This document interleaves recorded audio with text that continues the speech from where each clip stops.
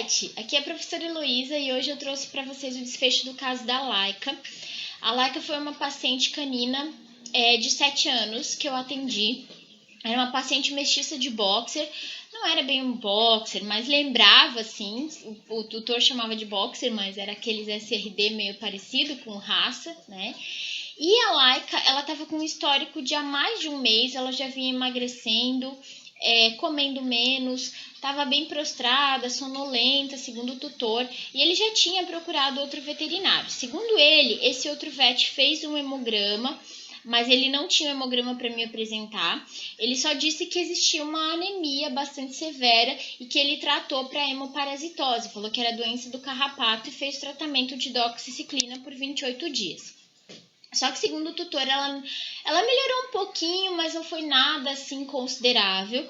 E como ela estava emagrecendo demais, e nos últimos dias ele notou que quando ele encostava nela, ela aparentemente sentia dor abdominal, então ele resolveu procurar uma segunda opinião. Quando eu atendi a Laika, ela realmente estava desidratada, muito magra, estava muito pálida, as mucosas bastante pálidas. E eu já vi que era algo bastante preocupante. E o abdômen dela, ela sentia dor e ele também estava um pouco abaulado. Então eu pedi para ele internar, para ser feito o internamento dessa paciente, coletei hemograma, perfil bioquímico, solicitei um ultrassom. Só que na clínica que ela foi atendida não tinha serviço de ultrassom, então esse era feito por um volante que viria até a clínica fazer o exame, mas ele não tinha disponibilidade naquele dia, falou que viria no dia seguinte. Então, a princípio eu resolvi aguardar essa ultrassonografia, mas já vou falar para vocês o que aconteceu. No hemograma, como vocês já comentaram lá na postagem também do Instagram, ela realmente tinha uma anemia bem considerável, estava com 18% de VG, eritrócito 2,03, hemoglobina 5,7, então existia anemia. E como é que a gente classificou essa anemia?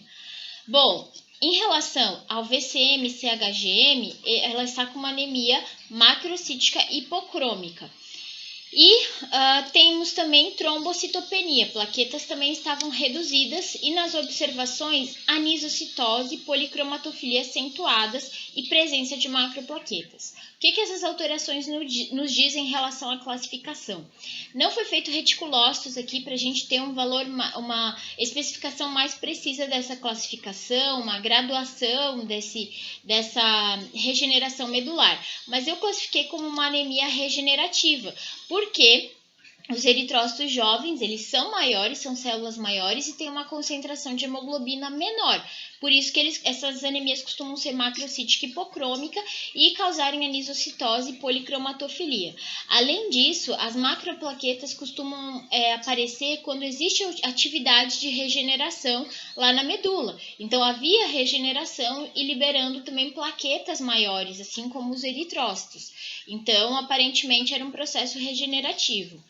As causas de anemia regenerativa ocorrem ou por hemólise ou por perda de sangue. Então, aqui já me causou bastante preocupação, porque a princípio a gente não tem outros indícios de hemólise como icterícia. Deveria, claro, ter dosado bilirrubina também para ter um valor mais específico em relação a isso, ou presença de esferócitos. Então, eu comecei a pensar na questão de perda de sangue, ainda mais porque ela tinha um certo abalamento abdominal, tinha dor abdominal, tanto que a palpação dela não foi muito fácil de fazer devido a essa dor. Então, nesse momento, eu já comecei a pensar na ultrassonografia de uma maneira mais emergencial. Conversei de novo com o ultrassonografista, ele falou que viria na noite daquele dia para realizar o ultrassom ainda naquele dia, já que não era algo que a gente pudesse esperar para o dia seguinte.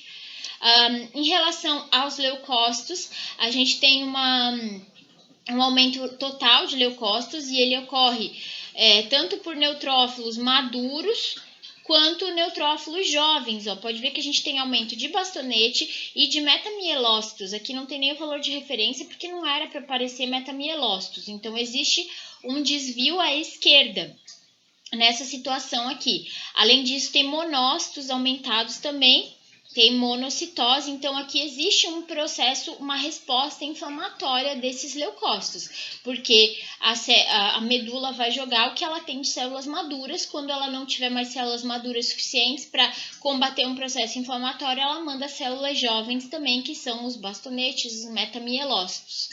E além disso, a gente tem aqui também linfopenia. Como vocês podem ver, os linfócitos estão reduzidos. Esse é um caso que já era considerado basicamente crônico, porque ela já vinha há um mês com esses sinais clínicos. Então, essa linfopenia pode ser causa, né, acarretada pela liberação de cortisol em decorrência do processo crônico. Então, associado a essa resposta inflamatória, aqui muito provavelmente estava ocorrendo também uma resposta ao estresse, à liberação de cortisol. Então, nós temos duas respostas leucocitárias associadas. Isso provavelmente estava auxiliando a aumentar também esse valor aqui de neutrófilos segmentados, de neutrófilos maduros. Deu para entender isso aqui? Passamos para o bioquímico. No bioquímico, nós temos aumento de ureia e de creatinina, então isso caracteriza uma azotemia. Quando a gente tem azotemia, tem que sempre classificar se ela é pré-renal, renal ou pós-renal. Na pós-renal, em geral, a gente tem algum histórico que nos dê algum indício, ou no exame físico a gente também tem algum indício disso. Então, algum trauma que possa ter levado a ruptura de bexiga, ou ruptura de uretra, ou falha na micção, bexiga distendida por causa de algum processo obstrutivo, e não era o caso dela nessa situação. Então, as outras duas causas seriam a pré-renal e a renal. Como diferenciá-las? O ideal é fazer uma urinálise. Na urinálise a gente vai ver se o rim está concentrando a urina ou não está concentrando. Se estiver concentrando, é mais provável que seja pré-renal. Se não estiver concentrando, é mais provável que seja renal. Ou também hidratar o paciente e repetir em seguida, né? Mas a urinálise traz informações muito importantes além de densidade urinária, então seria uma situação adequada aqui de fazer. Nessa situação eu não fiz, naquele dia eu não fiz. Além disso, tem aumento de ALT e fosfatase alcalina, mas é um aumento discreto. Não dá para descartar que exista aí algum grau de lesão hepática por esse aumento de ALT, mas é um aumento que não é discreto ainda, né? Geralmente a lesão ela costuma aumentar muitas vezes o ALT. Nessa situação aqui, claro, é algo que tem que se acompanhar, mas não é algo preocupante. Da mesma forma a fosfatase alcalina, porque ela inclusive é induzida por muitas outras causas além da colestase. Ela pode ser induzida, por exemplo, pelo próprio cortisol. Então, ela também não está com valor estratosférico, não foi algo tão preocupante nesse momento. Como eu falei para vocês, devido àquela anemia severa que a gente encontrou, eu pedi para o ultrassonografista vir o quanto antes. Ele conseguiu vir no início da noite fazer o ultrassom da Laika e já providenciei um doador de sangue também para ela. Na ultrassonografia, ela foi inclusive piorando o quadro no mesmo dia, ela foi começando a ficar dispneica, claro, porque aí ela ficou internada, isso acarretou mais estresse e foi descompensando ela, que já estava com um VG muito baixo. E na ultrassonografia, ela apresentou alguns nódulos hepáticos, mas não eram coisas absurdas, perto do que a gente encontrou no baço. O baço tinha nódulos bem grandes, segundo o ultrassonografista, e já tinha líquido livre na cavidade abdominal, que foi a minha suspeita, associando os sinais clínicos, o exame físico e o hemograma dela. Então, com esse líquido livre na cavidade abdominal, a gente fez a punção e veio um líquido extremamente hemorrágico. Naquele momento não tinha laboratório disponível para fazer análise do líquido, mas como tinha grande chance de haver uma ruptura de nódulo esplênico ali, eu optei por fazer a laparotomia exploratória emergencial dela. Então ela já foi sendo transfundida nesse momento e foi para uma laparotomia exploratória. De fato, na laparotomia exploratória tinha um nódulo esplênico rompido e era isso que estava causando uma hemorragia nela. Há quanto tempo começou essa hemorragia, não tem como a gente determinar. Provavelmente ela vinha já com esse quadro aí de neoplasias hepáticas e esplênicas que estavam emagrecendo, estavam consumindo sangue. Eu não sei qual era o valor do VG anterior que ela fez, que levou o outro veterinário a tratar como hemiparasitose, então não sei se era grave ou se não era. Mas no momento que eu atendi era bastante grave, então pode ser que aquele nódulo tinha se rompido há pouco tempo, né? Então a gente fez essa laparotomia exploratória, fez a esplenectomia e a transfusão de sangue. No pós-imediato ela ficou muito bem, mas infelizmente no dia seguinte ela veio a óbito, ela já estava bastante debilitada e infelizmente a gente não conseguiu reverter o quadro.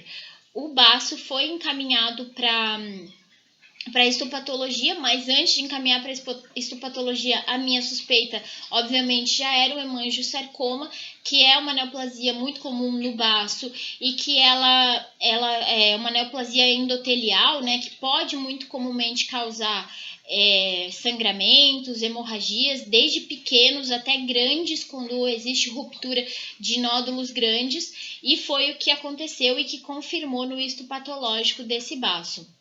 Infelizmente, a gente não conseguiu salvar a Laika, né? Mas porque o quadro, como eu falei, já era crônico, já vinha evoluindo há bastante tempo. De qualquer forma, mesmo que tivesse sido feito um diagnóstico precoce, o prognóstico do hemangiosarcoma esplênico é muito ruim. É questão de poucos meses realmente para o animal vir a óbito, mesmo com o tratamento cirúrgico associado à quimioterapia. Ele é uma das neoplasias mais severas e agressivas que existem, né? Até é chamada de beijo da morte, porque infelizmente não existe o que a gente possa fazer, não existe cura, existe esse controle, mas que em geral é muito curto, por um prazo muito curto. Então é um caso que infelizmente teve um desfecho muito sombrio, mas que eu achei interessante trazer para vocês, para caso alguém também tenha atendido algum caso semelhante ou atenda algum caso semelhante, identificar essas alterações, tá bom, gente? Espero que tenham gostado do caso.